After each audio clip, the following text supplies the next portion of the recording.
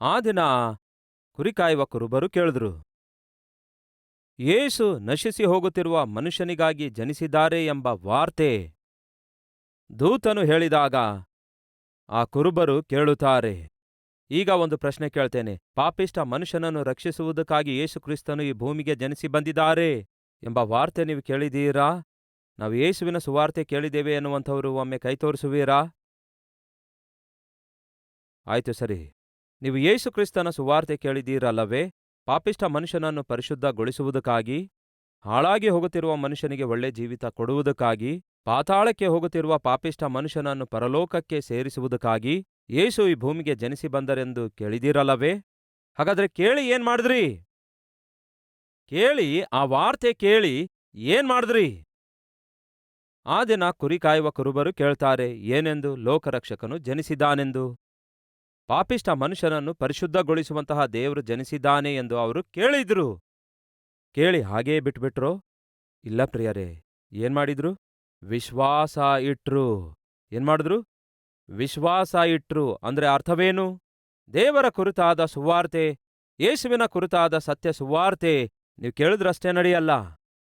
ಕೇಳಿದ್ರೆ ಸಾಕಾಗಲ್ಲ, ಮತ್ತೇನ್ ಮಾಡಬೇಕು? ವಿಶ್ವಾಸ ಇಡಬೇಕು. ಯೇಸು ನಿಜವಾಗಿಯೂ ನನಗಾಗಿಯೇ ಜನಿಸಿದ್ದಾರೆ, ನನ್ನನ್ನು ರಕ್ಷಿಸುವುದಕ್ಕಾಗಿಯೇ ಜನಿಸಿದ್ದಾರೆ, ನಾನು ಮಾಡಿದ ಪಾಪ ಕ್ಷಮಿಸುವುದಕ್ಕಾಗಿಯೇ ಜನಿಸಿದ್ದಾರೆ, ನನ್ನ ಪಾಪಿಷ್ಠ ಸ್ಥಿತಿಯಿಂದ ಬಿಡಿಸಿ ನನ್ನನ್ನು ಪರಿಶುದ್ಧಗೊಳಿಸುವುದಕ್ಕಾಗಿಯೇ ಜನಿಸಿದ್ದಾರೆ, ನಾನು ಸತ್ತ ನಂತರ ಪಾತಾಳಕ್ಕೆ ಹೋಗದಂತೆ ಪರಲೋಕಕ್ಕೆ ನನ್ನನ್ನು ಸೇರಿಸುವುದಕ್ಕೋಸ್ಕರವೇ ಪ್ರಭು ಯೇಸು ಜನಿಸಿದ್ದಾರೆ ಎಂದು ನಿಮ್ಮಲ್ಲಿ ನಂಬುವಂಥವರು ಎಷ್ಟು ಜನ ಇದ್ದೀರಿ ಎಂದು ಒಮ್ಮೆ ಕೈ ತೋರಿಸಿ. ಆಲ್ಮೋಸ್ಟ್ ಎಲ್ಲರೂ ಕೈ ತೋರಿಸಿದ್ರಿ, ರೈಟ್. ಈಗ ಆ ಪಶುಗಳ ಕುರುಬರು ಮೊದಲು ಕೇಳ್ತಾರೆ, ಆ ನಂತರ ವಿಶ್ವಾಸ ಇಡ್ತಾರೆ. ನಾವು ವಿನಯದಿಂದ ಕೇಳಿದ್ರೆ ಸಾಕಾಗಲ್ಲ, ಕೇಳಿದ ವಾರ್ತೆಯನ್ನು ವಿಶ್ವಾಸ ಇಡಬೇಕು. ಈಗ ವಿಶ್ವಾಸ ಇಟ್ಟಿದ್ದೇವೆಂದು ಕೈ ತೋರಿಸಿದ್ರಿ. ಅಷ್ಟಕ್ಕೂ ನಾವು ನಿಜವಾಗ್ಲೂ ವಿಶ್ವಾಸ ಇಟ್ಟಿದ್ದೇವೋ ಇಲ್ಲವೋ ಎಂಬ ಪರೀಕ್ಷೆ ಇಡೋಣ. ಯಾವುದು ಆ ಪರೀಕ್ಷೆ? ಪ್ರಪಂಚದಲ್ಲಿರುವಂತಹ ಎಲ್ಲಾ ಎತ್ತರವಾದ ವಾಟರ್ಫಾಲ್ಸ್ಗಿಂತಲೂ ನಯಗರಾ ವಾಟರ್ ಫಾಲ್ಸ್ ಬಹಳ ಬಹಳ ಪ್ರಸಿದ್ಧವಾಗಿದೆ. ಕೆನಡಾ ದೇಶದಲ್ಲಿ ಇರುವಂತಹ ಈ ನಯಗರಾ ವಾಟರ್ ಫಾಲ್ಸ್ ಪ್ರಪಂಚದಲ್ಲಿರುವಂತಹ, ಗಮನ ಕೊಟ್ಟು ಕೇಳಿ ಪ್ರಿಯರೇ, ಹೇಳ್ತೇನೆ, ಪ್ರಪಂಚದಲ್ಲಿರುವಂತಹ 7 ಅದ್ಭುತಗಳಲ್ಲಿ ಇದು ಕೂಡ ಒಂದು ಅದ್ಭುತ ಆಗಿದೆ. ಆ ವಾಟರ್ ಫಾಲ್ಸ್ ಬಹಳ ಸುಂದರವಾಗಿರುತ್ತೆ. ನೋಡುತ್ತಾ ಇರುವಾಗಲೇ ಅದ್ಭುತವಾಗಿ ಕಾಣಿಸುತ್ತೆ, ಕಣ್ಣು ತಿರುಗುವಂತೆ ಇರುತ್ತೆ. ಆ ವಾಟರ್ ಫಾಲ್ಸ್ ಇದೆಯಲ್ಲವೇ, ಈಗ ಗಮನ ಕೊಟ್ಟು ಕೇಳ್ರಿ. ಕೇಳಿ ಪ್ರಿಯರೇ, ಆ ವಾಟರ್ ಫಾಲ್ಸ್ ಮೇಲೆ ಈಚೆ ತುದಿಯಿಂದ ಆಚೆ ತುದಿಗೆ ಒಬ್ಬನು ಹಗ್ಗ ಕಟ್ಟಿದನಂತೆ. ಕಟ್ಟಿ ಅಲ್ಲಿಗೆ ಅದನ್ನು ನೋಡಲು ಬಂದ ಪ್ರವಾಸಿಗಳಿಗೆಲ್ಲ ಏನ್ ಹೇಳ್ತಾನೆ ಗೊತ್ತಾ? ನಾನು ಈ ಹಗ್ಗವನ್ನು ಹತ್ತಿ ಈಚೆ ತುದಿಯಿಂದ ಆಚೆ ತುದಿಗೆ ಕಟ್ಟಿರುವ ಈ ಹಗ್ಗದ ಮೇಲೆ, ಇಗೋ ಈ ನಯಗರಾ ಫಾಲ್ಸ್ ಮೇಲೆ ನಾನು ಈ ಹಗ್ಗವನ್ನು ಆ ರೀತಿಯಾಗಿ ಕಟ್ಟಿ ಏನ್ ಮಾಡ್ತಾನಂತೆ? ಬ್ಯಾಲೆನ್ಸ್ ಮಾಡಿಕೊಳ್ಳುತ್ತಾ ಏನ್ ಮಾಡ್ತಾನಂತೆ? ಆ ವಾಟರ್ ಫಾಲ್ಸ್ ಮೇಲೆ, ರಭಸವಾಗಿ ಬೀಳುವಂತಹ ನೀರುಗಳ ಮೇಲೆ, ಇಗೋ ಆ ರೀತಿ ನೀರು ಬೀಳುವ ಜಲಪಾತದ ಮೇಲೆ ನಡೆದುಕೊಂಡು ಹೋಗ್ತಾನಂತೆ. ಏನಂತೀರಿ? ನಡೆಯೋದಷ್ಟು ಈಸಿ ಅಂತೀರಾ? ಬಿದ್ರೆ ಸಾಯ್ತಾನೆ ಪ್ರಿಯರೇ, ಬಿದ್ರೆ ಸಾಯ್ತಾನೆ. ಆದರೆ ಅವನು ಮಾಡಿದ್ದೇನೆಂದರೆ, ಅಲ್ಲಿರುವ ಎಲ್ಲರಿಗೂ ಹೇಳ್ತಾನೆ, ನಾನು ಈಚೆ ತುದಿಯಿಂದ ಆಚೆ ತುದಿಯವರೆಗೂ ಹಗ್ಗದ ಮೇಲೆ ನಡೆಯಬಲ್ಲೆನು ಎಂದು ಹೇಳ್ದ. ಜನರೆಲ್ಲ ಕೇಳಿದ್ರೋ ಇಲ್ಲವೋ? ಕೇಳಿದ್ರು. ಕೇಳಿದ ನಂತರ ಅವರಿಗೆಲ್ಲ ಕೇಳ್ತಾನೆ, ನೀವು ವಿಶ್ವಾಸ ಇಡ್ತೀರಾ ಎಂದು ಕೇಳ್ದ. ಆಗ ಅಲ್ಲಿದ್ದವರೆಲ್ಲ ಹೇಳಿದ್ದೇನೆಂದರೆ, ವಿಶ್ವಾಸ ಇಡೋದಂದ್ರೆ ನಾವು ನೋಡಿದ್ರೆ ತಾನೇ ನಂಬೋದು, ಮೊದಲು ನೀನು ನಡಿ, ಆನಂತರ ವಿಶ್ವಾಸ ಇಡ್ತೇವೆ, ಆಗ ನಂಬುತ್ತೇವೆ ಎಂದು ಜನರು ಹೇಳಿದ್ರು. ಆಗ ಅವನು ಮಾಡಿದ್ದೇನೆಂದ್ರೆ, ಆಯ್ತು ಸರಿ, ನಾನು ನಡೆದು ತೋರಿಸ್ತೇನೆ ನೋಡಿ ಅಂತ ಹೇಳಿ ಆ ಹಗ್ಗದ ಮೇಲೆ ಕೆಳಗಡೆಯೇನೋ ಭಯಂಕರವಾದಂತಹ ತಗ್ಗಿತ್ತು. ಬಿದ್ರೆ ಪ್ರಾಣ ಹೋಗುತ್ತೆ ಅಂತಹ ಪರಿಸ್ಥಿತಿಯಲ್ಲಿ ಆ ವ್ಯಕ್ತಿ ಬ್ಯಾಲೆನ್ಸ್ ಮಾಡಿಕೊಳ್ಳುತ್ತಾ ಆ ಹಗ್ಗದ ಮೇಲೆ ನಡೆಯುತ್ತಾ ನಡೆಯುತ್ತಾ ನಡೆಯುತ್ತಾ ಹೋಗ್ತಾ ಇದ್ದ. ಎಲ್ಲರೂ ನೋಡ್ತಾ ಇದ್ರು, ಚಪ್ಪಾಳೆ ತಟ್ತಾ ಇದ್ರು. ಈಗ ನಡೆದುಕೊಂಡು ಹೋಗಿ ಆಚೆ ದಡಕ್ಕೆ ಸೇರಿದ ಮೇಲೆ ಕೇಳಿರಿ, ಈಗ ನೀವು ನೋಡಿದ್ದೀರಲ್ಲವೇ ನಾನು ಈ ರೀತಿ ಹಗ್ಗದ ಮೇಲೆ ನಡೆಯುವಂಥದ್ದನ್ನು, ಈಗ ನಂಬುತ್ತೀರಾ ಎಂದು ಕೇಳಿದ್ರೆ ಎಲ್ಲರೂ ಚಪ್ಪಾಳೆ ತಟ್ಟುತ್ತಾ ಹೇಳ್ತಾರೆ, ನಂಬದಿದ್ರೆ ಇನ್ನೇನ್ ಮಾಡ್ಬೇಕು, ನಮ್ಮ ಕಣ್ಣಾರೆ ನಾವು ನೋಡಿರುವುದರಿಂದ ನಂಬುತ್ತೇವೆ ಎಂದು ಎಲ್ಲರೂ ಹೇಳಿದ್ರು.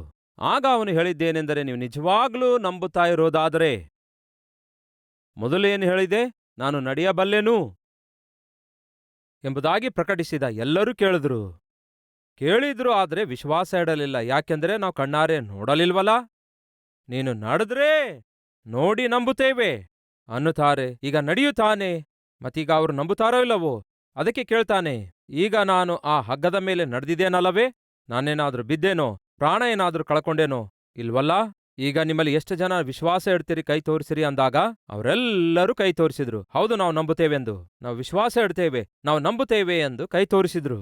ಆಗ ಅವನು ಹೇಳ್ತಾನೆ, ನಿಜವಾಗ್ಲೂ ನೀವು ವಿಶ್ವಾಸ ಇಡೋದಾದ್ರೆ, ನಿಜವಾಗ್ಲೂ ನೀವು ನಂಬುತ್ತಾ ಇರೋದಾದ್ರೆ ಏನೆಂದು, ಹಗ್ಗದ ಮೇಲೆ ನಡೆಯುವೇನೆಂದು, ನಾನು ಬೀಳದಂತೆ ನಡೆಯುವೇನು ಎಂದು ನೀವು ನಂಬುತ್ತಾ ಇರುವುದಾದರೆ, ಹಾಗೆ ನಂಬುವಂತಹ ಒಬ್ಬನು ನನ್ನ ಭುಜದ ಮೇಲೆ ಕೂತ್ಕೊಳ್ರಿ, ಅವನನ್ನು ಕೂಡ ಹಗ್ಗದ ಮೇಲೆ ನಾನು ನಡ್ಕೊಂಡು ಹೋಗುತ್ತೇನೆ ಅಂದ. ಹಾಗಾದರೆ ಅಲ್ಲಿ ನೀವೇ ಏನಾದರೂ ಇದ್ರೆ ನಾನು ನಂಬುತ್ತೇನೆ ಎಂದು ಕೈ ತೋರಿಸಿದ ನಂತರ ಅವನು, ಹಾಗಾದ್ರೆ ಬನ್ನಿ ಭುಜದ ಮೇಲೆ ಕೂತ್ಕೊಳ್ರಿ, ಕರ್ಕೊಂಡು ಹೋಗ್ತೇನೆ ಅಂದಾಗ ನೀವು ಭುಜ ಹತ್ತುತ್ತೀರಾ? ಮತ್ತೆ ನೀವು ವಿಶ್ವಾಸ ಇಟ್ರಿ ಅಲ್ಲವೇ? ಹಾಗೆ ವಿಶ್ವಾಸ ಇಟ್ಟು ನಂಬಿದಾಗ ಆ ನಂಬಿಕೆ ಕ್ರಿಯೆಯಲ್ಲಿಡಬೇಕಲ್ಲವೇ? ಬನ್ನಿ ಭುಜದ ಮೇಲೆ ಕೂತ್ಕೋ ಅಂದ್ರೆ ಯಾರೂ ಬರ್ತಾ ಇಲ್ಲ. ಮತ್ತೆ ನೀವು ನಂಬಿದ್ದೇವೆ ಎಂದು ಹೇಳ್ತಾ ಇದ್ದೀರಲ್ಲವೇ? ನಂಬಿದ್ರೆ ಕ್ರಿಯೆಯಲ್ಲಿ ತೋರಿಸ್ಬೇಕಲ್ಲವೇ? ನೀವು ನಂಬಿದ್ದೆಲ್ಲ ಕ್ರಿಯೆಯಲ್ಲಿ ತೋರಿಸಿರಿ, ಬನ್ನಿರಿ ಭುಜದ ಮೇಲೆ ಕೂತ್ಕೊಳ್ರಿ ಅಂದ್ರೆ ಯಾರೂ ಬರಲಿಲ್ಲ. ಅಷ್ಟರಲ್ಲೇ ಒಬ್ಬ ಹುಡುಗ ಬಂದ, ನಾನ್ ಕೂತ್ಕೊಳ್ತೇನೆ ಅಂದ. ಆಯ್ತು ಸರಿ ಬಾ ಅಂತ ಹೇಳಿ ಆ ಹುಡುಗನಿಗೆ ಭುಜದ ಮೇಲೆ ಹತ್ತಿಸಿಕೊಂಡ. ಭುಜದ ಮೇಲೆ ಕೂತ್ಕೊಂಡ ಆ ಚಿಕ್ಕ ಹುಡುಗ. ಈಗ ಇವನು ನಡೆಯುತ್ತಾ ಆ ಹುಡುಗನನ್ನು ಹೊತ್ಕೊಂಡು ಹಗ್ಗದ ಮೇಲೆ ಹೋಗ್ತಿದ್ದಾನೆ. ಆ ಹಗ್ಗದ ಮೇಲೆ ನಡೆಯುತ್ತಾ ಆಚೆ ದಡಕ್ಕೆ ಹೋದ ಪ್ರಿಯರೇ, ಮತ್ತೆ ಹಿಂದಕ್ಕೆ ಬಂದ ಪ್ರಿಯರೇ. ಏನೂ ಆಗ್ಲಿಲ್ಲ, ಪ್ರಶಾಂತವಾಗಿ ಬಂದು ಆ ಹುಡುಗನನ್ನು ಕೆಳಗಿಳಿಸಿದ. ಅಲ್ಲಿ ಸುತ್ತಲಿರುವವರು ಹುಡುಗನಿಗೆ ಚಪ್ಪಾಳೆ ತಟ್ಟುತ್ತಾ, ಎಲ್ಲರೂ ಚಪ್ಪಾಳೆ ತಟ್ಟುತ್ತಾ, ಅಯ್ಯೋ ನೀನು ಹುಡುಗನಲ್ಲ, ನೀನೊಬ್ಬ ಸಿಡಿಲಾಗಿದ್ದಿ ಎಂದು ಎಷ್ಟೋ ಮುದ್ದು ಮಾಡ್ತಾ ಇದ್ರು. ಹಾಗೆ ಮುದ್ದು ಮಾಡಿ ಮುದ್ದಿಡುತ್ತಿರುವಾಗ ಒಬ್ಬನು ಇರ್ಲಿಕ್ಕಾಗದೆ ಕೇಳಿಬಿಟ್ಟ, ಇದೇನು ಮಗನೇ, ನಾವು ತಾಳೆ ಮರದಂತೆ ಬೆಳೆದಿದ್ದೇವೆ, ನಾವು ನಂಬಿದ್ದೇವೆ ಎಂದು ಬಾಯಿಂದ ಹೇಳಿದೆವು, ಆದರೆ ನಿನ್ನಂತೆ ಧೈರ್ಯ ಮಾಡಿ ಭುಜದ ಮೇಲೆ ಕೂತುಕೊಳ್ಳಲಿಕ್ಕಾಗ್ಲಿಲ್ಲ. ನಿನಗಿಷ್ಟು ಧೈರ್ಯ ಎಲ್ಲಿಂದ ಬಂತು ಮಗನೇ ಅಂದಾಗ ಆ ಹುಡುಗನು ಹೇಳ್ತಾನೆ, ಮತ್ತೆ ನನಗೆ ಧೈರ್ಯ ಬರದಿದ್ದರೆ ಇನ್ಯಾರಿಗೆ ಬರುತ್ತೆ? ಅದೇ ಮಗನೇ, ಆ ಧೈರ್ಯ ನಿನಗೆ ಹೇಗೆ ಬಂತು ಅಂದ್ರೆ ಏನು ಹೇಳೋಣ? ಅವನು ನನ್ನ ತಂದೆ. ಯಾರಂತೆ? ಅವನು ನನ್ನ ತಂದೆಯಾಗಿರೋದ್ರಿಂದ ನಂಬಿದ್ದೇನೆ, ಅವನು ನನ್ನ ತಂದೆಯಾಗಿರೋದ್ರಿಂದ ಭುಜದ ಮೇಲೆ ಕೂತ್ಕೊಂಡೆ, ಆತನ ಮಗನಾಗಿರೋದ್ರಿಂದ ನನ್ನ ತಂದೆಯೊಂದಿಗೆ ಅದ್ಭುತವಾದ ಸಾಹಸ ನಾನು ಕೂಡ ಮಾಡಿದೆ. ಕೇಳಿ ಪ್ರಿಯರೇ, ಸುವಾರ್ತೆಯನ್ನು ಕುರುಬರಿಗೆ ಆ ದೂತರು ಸಾರಿ ಹೇಳಿದಾಗ ಅವರು ಕೇಳ್ತಾರೆ, ಎರಡನೇದಾಗಿ ನಂಬುತ್ತಾರೆ. ನಂಬಿಕೆ ಇಟ್ಟ ನಂತರ ಏನ್ಮಾಡ್ತಾರೆ ಗೊತ್ತಾ? ತಮ್ಮ ಕುರಿಗಳನ್ನು ಬಿಟ್ಟುಬಿಡ್ತಾರೆ, ತಮ್ಮ ಹೊಲ ಬಿಟ್ಟುಬಿಡ್ತಾರೆ. ಬಿಟ್ಟು ಕೇಳಿರುವುದನ್ನು ನಂಬಿರುವುದಕ್ಕಾಗಿ ಈಗ ನಂಬಿರುವುದನ್ನು ಏನ್ಮಾಡ್ತಿದ್ದಾರೆ? ಕ್ರಿಯೆಯಲ್ಲಿಡ್ತಿದ್ದಾರೆ. ಯಾವ ರೀತಿಯಾಗಿ? ಅವರು ತಮ್ಮ ಕುರಿಗಳನ್ನು ಬಿಟ್ಟು, ತಮ್ಮ ಹೊಲವನ್ನು ಬಿಟ್ಟು ಯೇಸುವಿಗೆ ಭೇಟಿಯಾಗಬೇಕು ಎಂದು ಆಸೆಪಟ್ರು. ಪ್ರಿಯ ಸಹೋದರ ಸಹೋದರಿಯರೇ, ನೀವೀಗ ತಾನೇ ಒಂದು ಮಾತಿಗೆ ಉತ್ತರ ಕೊಡ್ತಾ ಕೈ ತೋರಿಸಿದಿರಿ. ಏನೆಂದು? ನಾವು ಕೇಳಿದ್ದೇವೆ, ಯೇಸುವೇ ಲೋಕರಕ್ಷಕನು ಎಂದು. ಲೋಕ ರಕ್ಷಿಸಲು ಈ ಲೋಕಕ್ಕೆ ಯೇಸು ಬಂದಿದ್ದಾರೆಂದು ನಾನು ಕೇಳಿದ್ದೇನೆ. ಪಾಪಿಯನ್ನು ಪರಿಶುದ್ಧ ಮಾಡುವುದಕ್ಕಾಗಿ ಯೇಸು ಈ ಲೋಕಕ್ಕೆ ಬಂದಿದ್ದಾರೆಂದು ಕೇಳಿದ್ದೇನೆ. ಮತ್ತೆ ನೀವು ಕೇಳಿರೋದಾದರೆ ನಂಬುತ್ತಾ ಇದ್ದೀರಾ? ಹೌದು, ನಂಬುತ್ತಿದ್ದೇನೆ ಎಂದು ಕೈ ತೋರಿಸಿದ್ದೀರಿ. ಮತ್ತೆ ನಂಬುತ್ತಾ ಇರುವುದಾದರೆ ಆತನ ಮಾತು ಕ್ರಿಯೆಯಲ್ಲಿಡಬೇಕಲ್ಲವೇ? ಆ ಸತ್ಯವನ್ನು ನೀವು ನಂಬುತ್ತಾ ಇರುವುದಾದರೆ ನಂಬಿರುವುದನ್ನು ಕ್ರಿಯೆಯಲ್ಲಿಡುವುದಕ್ಕಾಗಿ ನಿಮ್ಮ ಜೀವಿತ ಯೇಸುವಿಗೆ ಒಪ್ಪಿಸಿಕೊಡಬೇಕಲ್ಲವೇ? ಕರ್ತನ ಹಸ್ತಕ್ಕೆ ಒಪ್ಪಿಸಿಕೊಡಬೇಕಲ್ಲವೇ? ಯೇಸುವೇ, ನನ್ನ ಪಾಪ ಕ್ಷಮಿಸುವುದಕ್ಕಾಗಿ ನೀವು ಈ ಲೋಕಕ್ಕೆ ಬಂದಿರುವುದರಿಂದ ನನ್ನ ಪಾಪ ಕ್ಷಮಿಸಿರಿ ಎಂದು ಪ್ರಾರ್ಥಿಸಬೇಕಲ್ಲವೇ? ಪಾಪಿಷ್ಠ ಮನುಷ್ಯನಿಗೆ ಪರಿಶುದ್ಧಗೊಳಿಸಲು ಈ ಲೋಕಕ್ಕೆ ಬಂದಿದ್ದೀರಿ ಎಂದು ನಾನು ಕೇಳಿ ನಂಬಿದವನಾಗಿದ್ದೇನೆ. ಅನ್ನೋದಾದ್ರೆ ನಿಮ್ಮ ಪಾಪಿಷ್ಟ ಜೀವಿತ ಪರಿಶುದ್ಧಗೊಳಿಸಬೇಕೆಂದು ದೇವರಿಗೆ ಕೇಳಬೇಕಲ್ಲವೇ? ಯಾಕೆ ಕೇಳಲಿಲ್ಲ? ಇಲ್ಲಿಯವರೆಗೂ ನಿಮ್ಮ ಜೀವಿತದಲ್ಲಿ ನೀವು ಮಾಡಿರುವ ಪಾಪಿಷ್ಟ ಕಾರ್ಯಗಳಿಗಾಗಿ ದೇವರನ್ನು ಕ್ಷಮಿಸಿರಿ ಎಂದು ಯಾಕೆ ಕೇಳಲಿಲ್ಲ? ದೇವರೇ, ಪಾಪಿಷ್ಟ ಜೀವಿತ ದೂರ ಮಾಡಿ ನನಗೆ ಪರಿಶುದ್ಧಗೊಳಿಸಿರಿ ಎಂಬುದಾಗಿ ಯಾಕೆ ಯೇಸುವಿಗೆ ಪ್ರಾರ್ಥಿಸಿಲ್ಲ? ಮತ್ತೊಮ್ಮೆ ಹೇಳ್ತೇನೆ ಕೇಳಿರಿ. ನಾನು ಚಿಕ್ಕವನಾಗಿರುವಾಗ 11 ವರ್ಷ ವಯಸ್ಸಿನಲ್ಲಿಯೇ ಸಿಗರೆಟ್ ಸೇದುವುದನ್ನು ಆರಂಭಿಸಿದೆ, ಬೀಡಿ ಸೇದುವುದನ್ನು ಆರಂಭಿಸಿದೆ, ಕೆಟ್ಟ ಕೆಟ್ಟ ಸಿನಿಮಾ ನೋಡಲು ಆರಂಭಿಸಿದೆ, ಜೂಜಾಟ ಆಡಲು ಆರಂಭಿಸಿದೆ, ದುಡ್ಡಿಗಾಗಿ ಜೂಜಾಟ ಆಡ್ತಿದ್ದೆ, ಯಾವಾಗ್ಲೂ ಎಲ್ಲರೊಂದಿಗೆ ಜಗಳವಾಡ್ತಿದ್ದೆ. ಸಾಯಂಕಾಲ ಆಗೋಷ್ಟೊತ್ತಿಗೆ ನಮ್ಮ ಮನೆ ಬಳಿಗೆ ನೆರೆಹೊರೆಯವರು ಬಂದು ಜಗಳವಾಡ್ತಿದ್ರು. ಅವರೆಲ್ಲರನ್ನೂ ಸುಧಾರಿಸುವುದಕ್ಕಾಗಿ ನನ್ನ ಅಮ್ಮ ಎಷ್ಟೋ ತೊಂದರೆ ಎದುರಿಸ್ತಾ ಇದ್ದಳು. ನಿಮ್ ಮಗ ಹೀಗೆ ಮಾಡ್ದ, ನಮ್ಮ ಮಗನಿಗೆ ಹೊಡ್ದ, ನಮ್ಮ ಮನೆಗೆ ಬಂದು ಜಗಳ ಮಾಡ್ದ, ಗಲಾಟೆ ಮಾಡ್ದ, ಈ ಜಗಳನೇ ಕೇಳಿಸ್ಕೊಳ್ತಿದ್ದಳು ನನ್ನ ಅಮ್ಮ.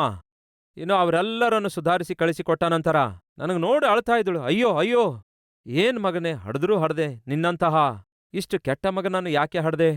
ಅಷ್ಟಕ್ಕೂ ನೀನು ನನ್ನ ಹೊಟ್ಟೆಯಲ್ಲಿ ಹುಟ್ಟದಿದ್ರೇನೇ ಚೆನ್ನಾಗಿ ಇರ್ತಾಯಿತ್ತು ಎಂದು ಹೇಳಿ ನನ್ನ ಅಮ್ಮ ಅಳ್ತಿದ್ದಳು.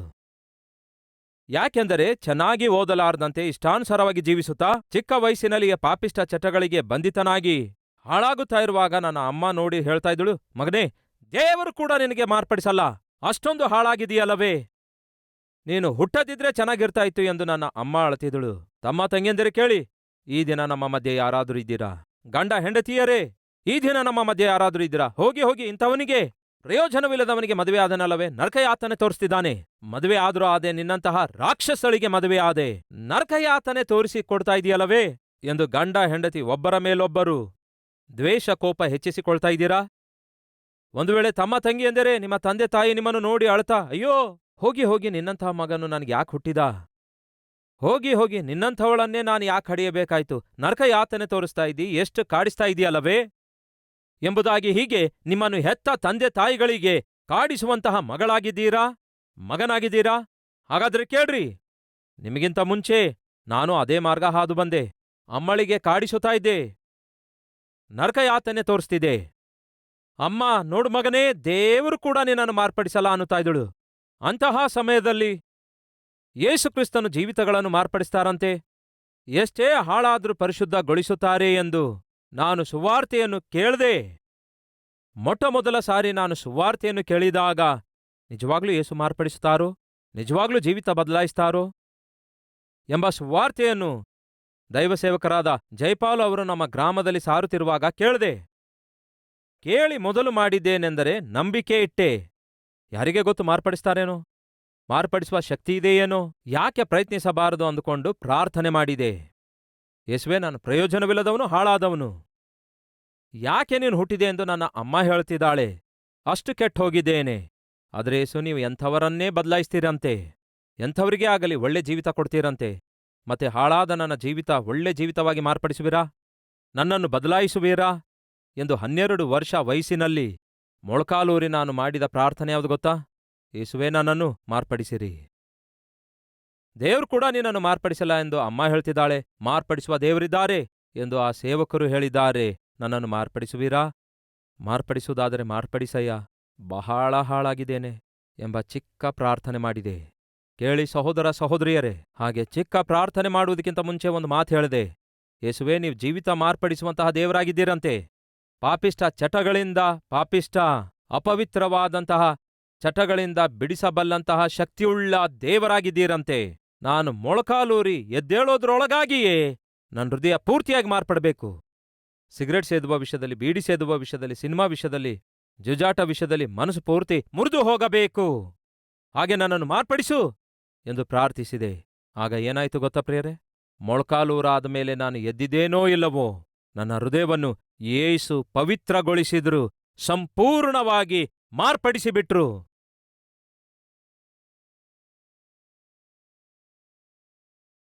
ಆ ಮಾರ್ಪಡುವಿಕೆ ಇಲ್ಲದಾಗ ಅಮ್ಮ ಹೇಳ್ತಿದ್ದಳು, ನನ್ನ ಹೊಟ್ಟೆಯಲ್ಲಿ ಎಷ್ಟು ಕೆಟ್ಟವನಾಗಿ ಹುಟ್ಟಿದೆಯಲ್ಲವೇ ಎಂದು. ಮಾರ್ಪಟ್ಟು ಈಗ ಈ ಸ್ಥಾನಕ್ಕೆ ಬಂದಾಗ ನನ್ನ ತಾಯಿ ಹೇಳಿದಳು, ನಾನು ಎಷ್ಟು ಭಾಗ್ಯವಂತಳು, ನಿನ್ನಂತಹ ಮಗನನ್ನು ನಾನ್ ಹೇಗೆ ಹೆತ್ತಿದೆ ಅಂದಳು. ಕೇಳಿ ತಂದೆ ತಾಯಿಗಳೇ, ನಿಮ್ಮ ಮಕ್ಕಳು ಕೂಡ ಆ ರೀತಿ ಮಾರ್ಪಡಬೇಕಾದರೆ ಒಂದೇ ಒಂದು ಮಾರ್ಗವಿದೆ. ಯೇಸುವಿನ ಸನ್ನಿಧಿಗೆ ಅವರನ್ನು ಕರೆತನ್ನಿರಿ. ನಿಮ್ಮ ಗಂಡ ಮಾರ್ಪಡಬೇಕು, ನಿಮ್ಮ ಹೆಂಡತಿ ಮಾರ್ಪಡಬೇಕು ಎಂದು ನೀವು ಆಶಿಸುತ್ತಾ ಇರುವುದಾದರೆ ಒಂದೇ ಒಂದು ಮಾರ್ಗವಿದೆ.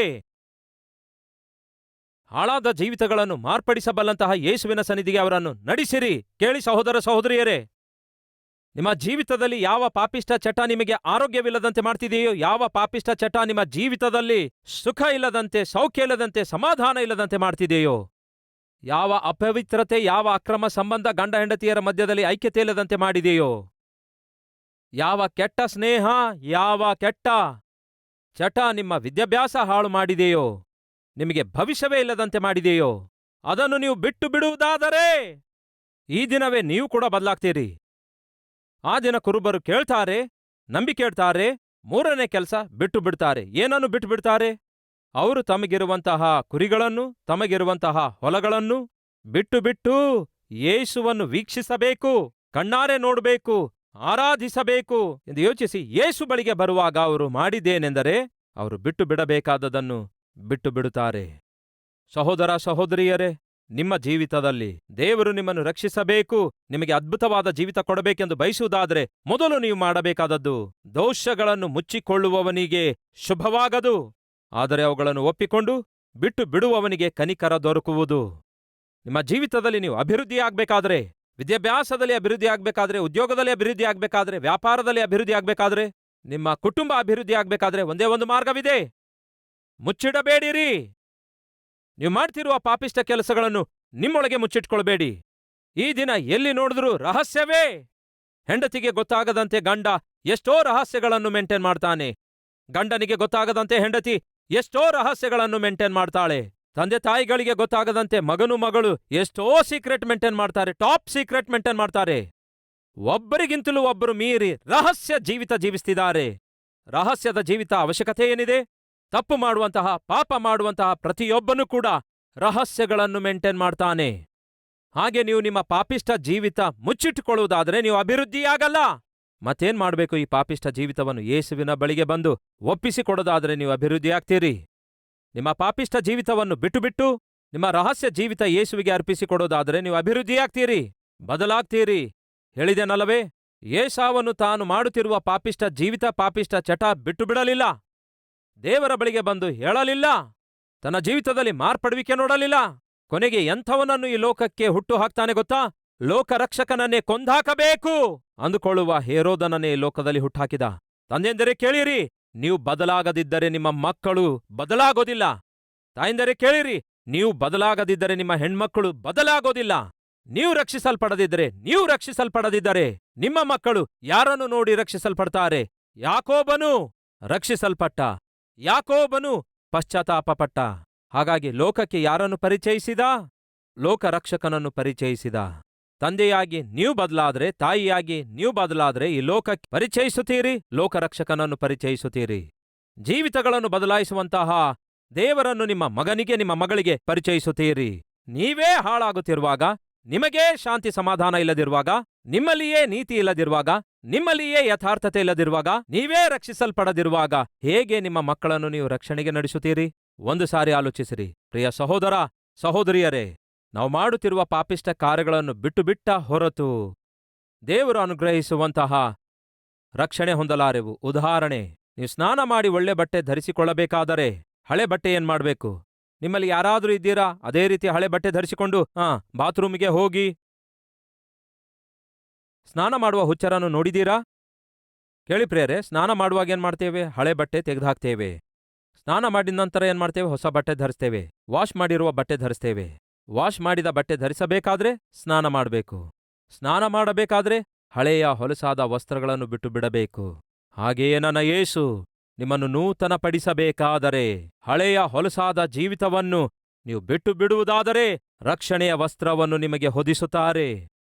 ನೀವು ಕ್ರಿಸ್ತನ ಪ್ರೀತಿಯನ್ನು ಹೊಂದಿಕೊಂಡು ಆತನ ರಕ್ಷಣೆಯನ್ನು ಅನುಭವಿಸಬೇಕಾದರೆ ಮೊದಲನೇದಾಗಿ ನೀವು ಯಾವುದರಿಂದ ಬಂಧಿಸಲ್ಪಟ್ಟಿದ್ದೀರಿ ಎಂದು ಮೊದಲು ಅದನ್ನು ಗ್ರಹಿಸಿರಿ. ಅದನ್ನು ಬಿಟ್ಟು ಬಿಡುತ್ತೇನೆ ಎಂಬುದಾಗಿ ಯೇಸುವಿಗೆ ಒಂದು ಮಾತು ಕೊಡಿರಿ. ಬ್ರದರ್, ಬಿಟ್ಟು ಬಿಡಬೇಕೆಂಬ ಆಸೆ ನನಗಿದೆ, ಆದರೆ ಬಿಟ್ಟು ಬಿಡಬೇಕಾದಷ್ಟು ಶಕ್ತಿ ನನಗೆ ಸಾಕಾಗ್ತಾ ಇಲ್ಲ. ನೀವು ಆಸೆ ಉಳ್ಳವರಾಗಿ ನನ್ನ ಯೇಸುವಿನ ಬಳಿಗೆ ಬಂದು ಆತನ ಪಾದ ಹಿಡ್ಕೊಳ್ರಿ. ಆತನೇ ಪ್ರತಿ ವಿಧವಾದ ಪಾಪ ಜಯಿಸುವ ಶಕ್ತಿ ಈ ಕ್ಷಣವೇ ನಿಮಗೆ ಕೊಡುತ್ತಾರೆ. ಹಾಗೆ ಕೊಡುವುದಕ್ಕೆ ಆತನು ಶಕ್ತನಾದ ದೇವರು. ನೀವು ನರಕದಲ್ಲಿ ಭಯಂಕರವಾದ ಶಿಕ್ಷೆ ಅನುಭವಿಸಬಾರದೆಂದು ಯೇಸುಕ್ರಿಸ್ತನೇ ಈ ದಿನ ಜನಿಸಿದ್ದಾರೆ. ಅದಕ್ಕಾಗಿಯೇ ನಿಮಗೂ ನನಗೂ ಬರಬೇಕಾದ ಶಿಕ್ಷೆಯನ್ನಲ್ಲ, ಶಿಲುಬೆಯ ಮೇಲೆ ಹೊತ್ತುಕೊಂಡಿದ್ದಾರೆ. ಪಾಪವು ಕೊಡುವ ಸಂಬಳ ಮರಣ. ನಿಮ್ಮ ಸ್ಥಾನದಲ್ಲಿ, ನನ್ನ ಸ್ಥಾನದಲ್ಲಿ ಯೇಸು ಮರಣ ಹೊಂದಿದ್ದಾರೆ. ಕಾರಣ ಗೊತ್ತಾ? ನಾವು ಬದುಕಬೇಕೆಂದು, ನಾವು ದೇವರ ಮಕ್ಕಳಾಗಿ ಬದುಕಬೇಕೆಂದು, ನಾವು ನರಕ ತಪ್ಪಿಸಿಕೊಂಡು ಪರಲೋಕಕ್ಕೆ ಹೋಗಬೇಕೆಂದು, ಪ್ರತಿ ಪಾಪ ಬಂಧನದಿಂದ ಬಿಡುಗಡೆಯನ್ನು ಹೊಂದಿ ಈ ಭೂಮಿಯ ಮೇಲೆ ಬದುಕುವ ಕಾಲವೆಲ್ಲ ಪರಿಶುದ್ಧರಾಗಿ ಬದುಕಬೇಕೆಂದು, ನಾವು ನೀತಿಯಿಂದ ಬದುಕಬೇಕೆಂಬ ಒಂದೇ ಆಸೆ ಇತ್ತು. ಆ ಆಸೆಯಿಂದಲೇ ಯೇಸು ಈ ಲೋಕಕ್ಕೆ ಜನಿಸಿ ಬಂದಿದ್ದಾರೆ. ಜನಿಸುವುದು ಮಾತ್ರವಲ್ಲ, ನಿಮಗೋಸ್ಕರವೇ, ನನಗೋಸ್ಕರವೇ ಶಿಲುಬೆಯಲ್ಲಿ ಮರಣ ಹೊಂದಿದ್ದಾರೆ. ಮರಣ ಹೊಂದಿದ್ದು ಮಾತ್ರವಲ್ಲ, ಆತನು ದೇವಾದಿದೇವನಾಗಿರೋದ್ರಿಂದ ಮರಣವನ್ನೇ ಗೆದ್ದು ತಿರುಗಿ ಎದ್ದು ಬಂದನು. ಹಾಗೆ ತಿರುಗಿ ಎದ್ದು ಬಂದ ಯೇಸು ಒಂದು ಮಾತು ಹೇಳಿದ್ದಾರೆ, ಏನ್ ಗೊತ್ತಾ? ನನ್ನನ್ನು ನಂಬುವಂಥವನು, ಅಂದರೆ ನನ್ನ ಕ್ಷಮಾಪಣೆ ಹೊಂದಿಕೊಂಡಂಥವನು, ನನ್ನನ್ನು ರಕ್ಷಕನಾಗಿ ಅಂಗೀಕರಿಸಿದವನು ಮರಣ ಹೊಂದಿದರೂ ಸಹ ತಿರುಗಿ ಎದ್ದು ಬರುತ್ತಾನೆ. ಯಾಕೆಂದರೆ ನಾನು ಮರಣ ಹೊಂದಿ ತಿರುಗಿ ಎದ್ದು ಬಂದಿದ್ದೇನೆ. ಯಾವ ರೀತಿಯಾಗಿ ನಾನು ಮರಣ ಹೊಂದಿ ತಿರುಗಿ ಎದ್ದು ಬಂದಿದ್ದೇನೋ, ನನ್ನನ್ನು ನಂಬುವವನು ಸಹ ಮರಣ ಹೊಂದಿದರೂ ಸಹ ತಿರುಗಿ ಎದ್ದು ಬರುತ್ತಾನೆ. ಅವನನ್ನು ನಾನೇ ಎಬ್ಬಿಸುತ್ತೇನೆ.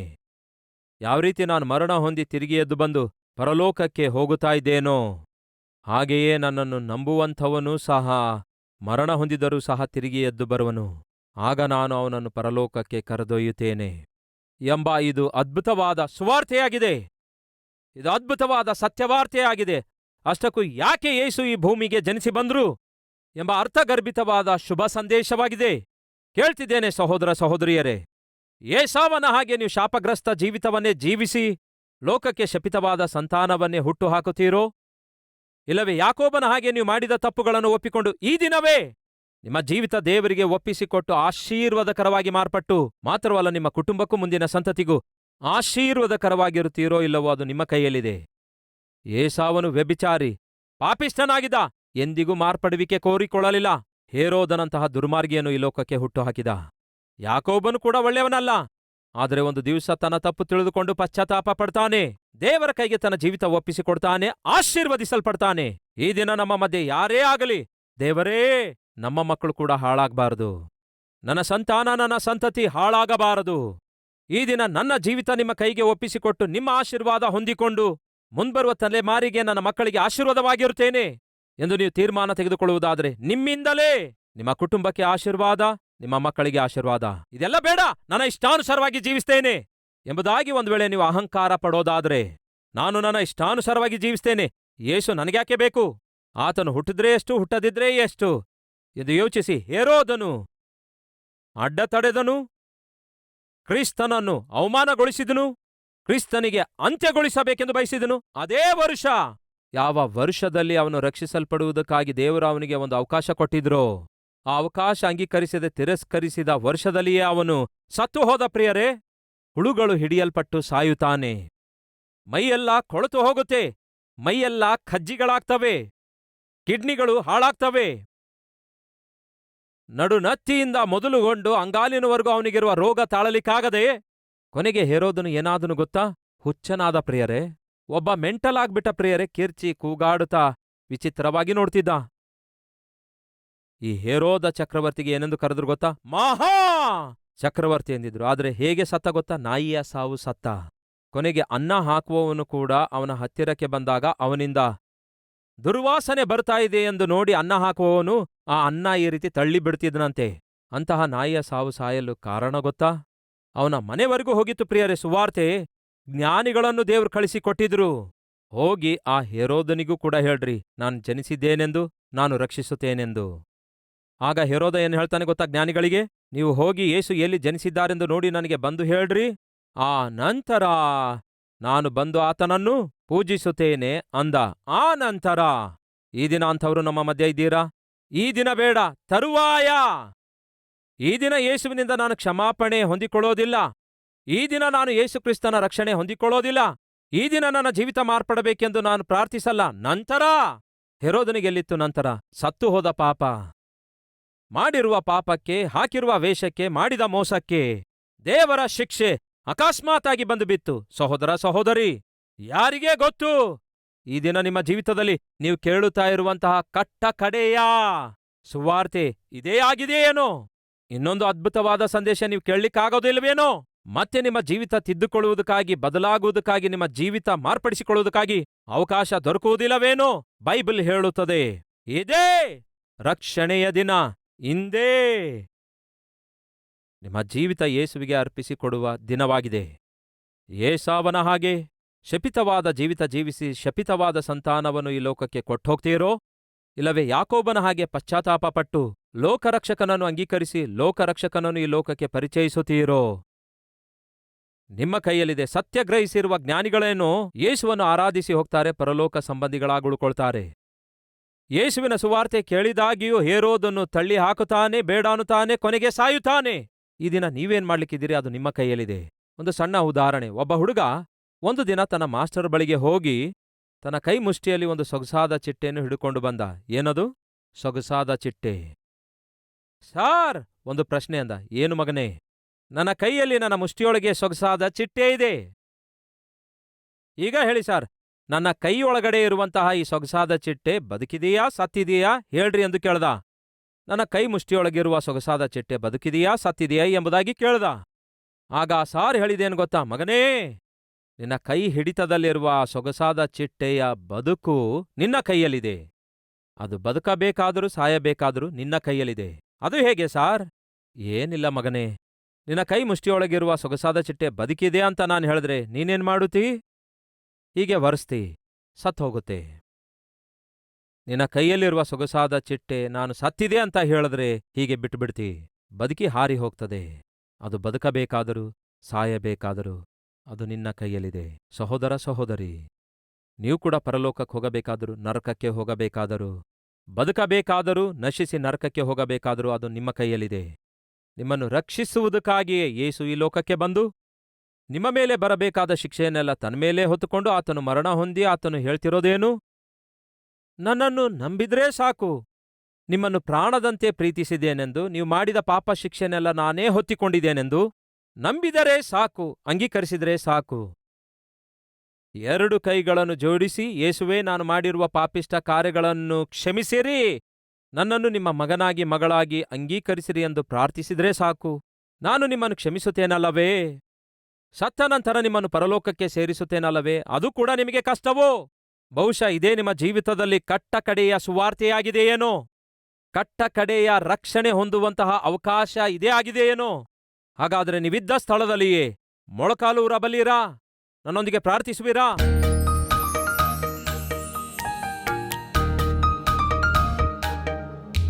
ಪರಿಶುದ್ಧನಾದ ತಂದೆಯೇ, ನನ್ನನ್ನು ಪ್ರಾಣದಂತೆ ಪ್ರೀತಿಸಿದ್ದೀರಿ. ನಿಮ್ಮ ಪ್ರಾಣವನ್ನೇ ನನಗೋಸ್ಕರ ಧಾರೆ ಎರೆದಿದ್ದೀರಿ. ನನ್ನನ್ನು ಕ್ಷಮಿಸಿರಿ ಏಸಯ್ಯ. ನಾನು ಮಾಡಿರುವ ಪ್ರತಿ ಪಾಪವನ್ನು ಮನ್ನಿಸಿರಿ ದೇವರೇ. ಅಂಗಾಲು ಮೊದಲುಗೊಂಡು ನಡುನತ್ತಿಯವರೆಗೂ ನಿಮ್ಮ ರಕ್ತದಲ್ಲಿ ನನ್ನನ್ನು ತೊಳೆಯಿರಿ. ನನ್ನನ್ನು ಶುದ್ಧೀಕರಿಸಿರಿ. ನನ್ನನ್ನು ಪರಿಶುದ್ಧಗೊಳಿಸಿರಿ. ನಿಮ್ಮ ಮಗನಾಗಿ, ನಿಮ್ಮ ಮಗಳನ್ನಾಗಿ ನನ್ನನ್ನು ಅಂಗೀಕರಿಸಿರಿ. ಈ ದಿನ ಮೊದಲುಗೊಂಡು ನೀವೇ ನನ್ನ ರಕ್ಷಕನೆಂದು, ನೀವೇ ನನ್ನ ದೇವರೆಂದು ಅಂಗೀಕರಿಸಿ ನಿಮ್ಮ ಮಗುವಾಗಿ ಈ ಭೂಮಿಯ ಮೇಲೆ ಬದುಕುವ ಭಾಗ್ಯವನ್ನು ದಯಪಾಲಿಸಿರಿ ಎಂದು ನನ್ನ ಹೆಸರನ್ನು ಜೀವಬಾಧ್ಯರ ಪಟ್ಟಿಯಲ್ಲಿ ಬರೆದಿಡಿರಿ ಎಂದು ಯೇಸುವಿನ ನಾಮದಲ್ಲಿ ಬೇಡಿ ಹೊಂದಿದ್ದೇವೆ ತಂದೆಯೇ, ಆಮೇನ್. ನಮ್ಮ ವಿಳಾಸ Calvary, post box number 30, Kukatpally, Hyderabad 72.